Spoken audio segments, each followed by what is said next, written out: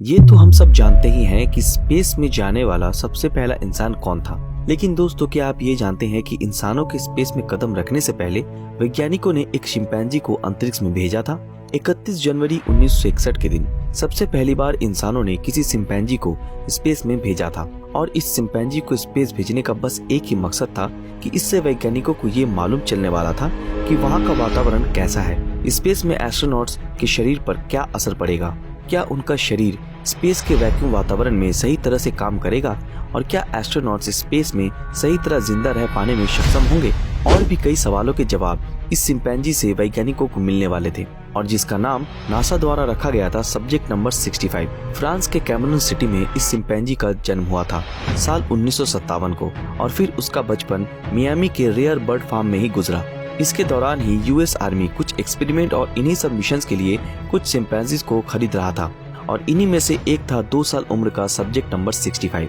आप लोगों को बता दें कि इस स्पेस मिशन का असल मकसद था इन शिंपैंजीज को उम्दा ट्रेनिंग देकर उन्हें अंतरिक्ष में भेजने का। सब्जेक्ट नंबर 65 के साथ साथ और भी 40 शिंपैंजियों को इस एक्सपेरिमेंट के लिए खरीदा गया था। इन एक्सपेरिमेंट्स में शिंपैंजीज को लाइट ऑन या ऑफ करना, मशीन के सटीक लीवर को खींचना और उन्हें कंट्रोल करना जैसी चीजें सिखाई गई।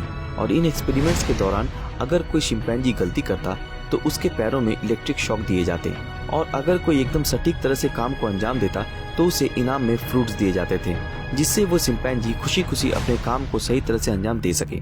इन एक्सपेरिमेंट्स के दौरान कुछ शिंपैंजियों को तो अपनी जान से हाथ धोना पड़ा और कुछ तो इन एक्सपेरिमेंट्स को पास ही नहीं कर पाए और आखिरकार उन 40 में से 6 शिंपैंजीज ही आखिर तक बच पाए और इन्हीं 6 चुनिंदा चिंपैंजियों में से एक था सब्जेक्ट नंबर 65। इसकी लर्निंग और ऑब्जर्वेशन एबिलिटी इतनी ज्यादा उम्दा थी कि वो हर दिन दिए जाने वाले अपने टास्क को बखूबी अंजाम देता था और इसी कारण इस मिशन के लिए सब्जेक्ट नंबर 65 वैज्ञानिकों की सबसे पहली पसंद बन गया था और स्पेस मिशन के लिए एकदम तैयार कर दिया गया, जिसका नाम था MR2।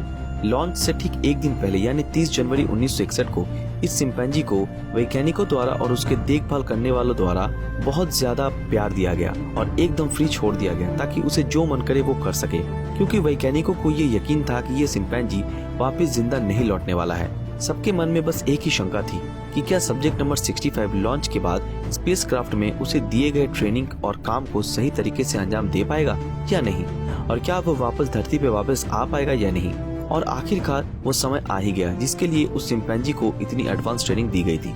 31 जनवरी 1961 के दिन सब्जेक्ट नंबर 65 को स्पेस सूट पहनाकर स्पेसक्राफ्ट में बैठा दिया गया। उसके स्पेस सूट में कई तरह के सेंसर लगाए गए थे जिससे कि उसकी बॉडी टेम्परेचर, दिल की धड़कनें और सांसों को मॉनिटर किया जा सके।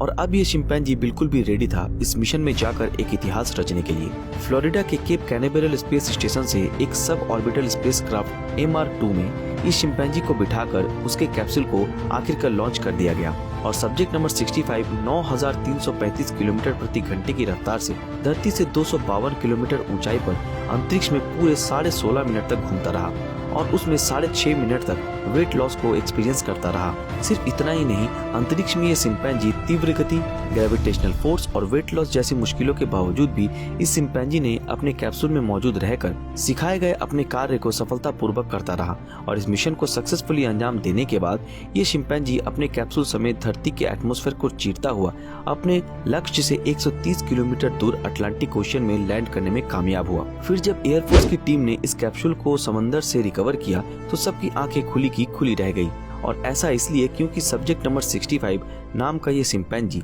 अभी भी बिल्कुल सही सलामत जिंदा बचा हुआ था और उसके सिर्फ नाक पर ही छोटी सी चोट आई थी। वैज्ञानिकों के मुताबिक जब उस शिंपैंजी को कैप्सूल से बाहर निकाला गया तो वो डर के मारे काफी सहमा हुआ था और वो इतना ज्यादा डरा हुआ था कि मीडिया के लिए फोटो कैप्चर करने के लिए भी वो वापस कैप्सूल में जाने से घबरा रहा था। इस मिशन के सक्सेसफुल होने के बाद उस शिंपैंजी का नाम सब्जेक्ट नंबर 65 से बदलकर हैम रख दिया गया। हैम यानी होलोमैन एरोनॉटिक मेडिकल सेंटर। ये वो जगह थी जहां इस शिंपैंजी को ट्रेनिंग दी गई थी। इस मिशन के सक्सेसफुल होने के बाद हैम को 1963 में नेशनल जू में रखा गया और जहां वो 17 साल तक अकेले ही चैन से रहने लगा और अंतरिक्ष में जाने वाला ये पहला शिंपैंजी अपने मिशन के 22 साल बाद यानी 18 जनवरी 1983 को 26 साल की उम्र में इस दुनिया को छोड़कर हमेशा हमेशा के लिए चला गया और इसके पार्थिव शरीर को international space hall of fame में दफना दिया गया। इतने डरावने सफर को अंजाम देने के चलते हैम के इस मिशन के जरिए स्पेस में कदम रखने वाले सबसे पहले इंसान एलन शेपर्ड जूनियर का रास्ता और भी आसान हो गया था। वैसे तो हम इंसान शिंपैंजी से काफी ज्यादा बुद्धिमान हैं, लेकिन इस शिंपैंजी ने जो कर दिखाया वो वाकई ही काबिले तारीफ है। दोस्तों, तो ये थी हैम की कहानी, जो स्पेस में जाने वाला सबसे पहला शिंपैंजी था, और इस हैम के लिए एक लाइक तो बनता ही है। दोस्तों, आप लोगों को ये वीडियो कैसा लगा हमें कमेंट में जरूर बताएं। अगर ये वीडियो आप लोगों को पसंद आया तो इस वीडियो को लाइक और ज्यादा से ज्यादा शेयर जरूर करें, और जिन लोगों ने हमारे फेसबुक पेज ब्रीदिंग नॉलेज को फॉलो नहीं किया वो तुरंत फॉलो कर दें।